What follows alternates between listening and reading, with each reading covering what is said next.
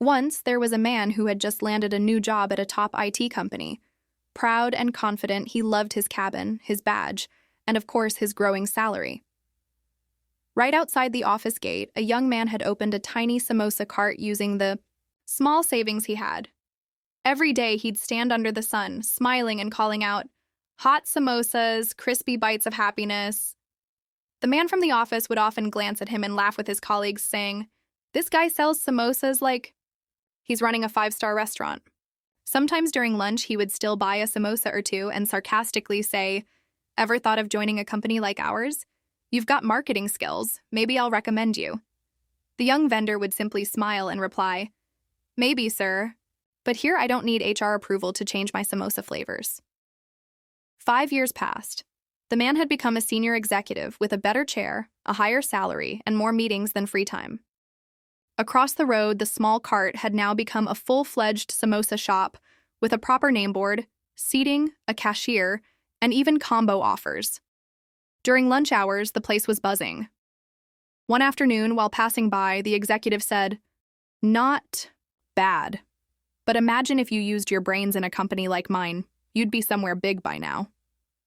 The young shop owner chuckled and replied, "I am somewhere big. Next time your office delays your tea break, just come over. I'll serve you faster." 10 more years went by. The man was now a manager.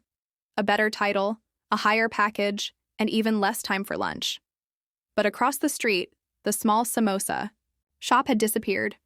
In its place now stood a classy restaurant called Sonu's Spice Story.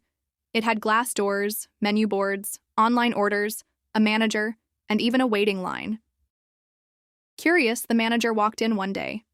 Behind the counter stood the same young vendor, now dressed in a formal shirt, managing staff like a true professional. The manager smirked and said, "So finally became a boss of your samosas, huh?" With a warm smile, the reply came, "Yes. And I didn't even need to wait for a promotion letter." Mockingly, the manager asked, 10 years in samosas. Don't you think you could have done something bigger?" With respect, the young owner smiled and said, "May I share something?" The manager nodded. The owner continued, 10 years ago, I sold samosas from a basket. You started as an executive. We both earned about 10,000 rupees a month back then. Today, you are a manager. I own this restaurant. I earn more than you now.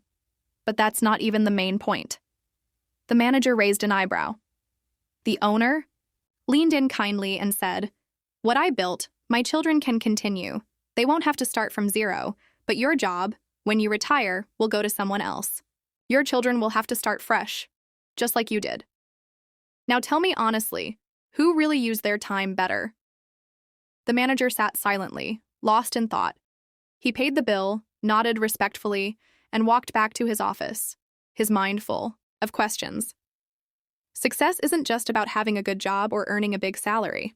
It's about building something meaningful that lasts, something that can grow even after you're gone. Having a job provides security, but creating something of your own builds a future for generations. This story teaches a powerful lesson.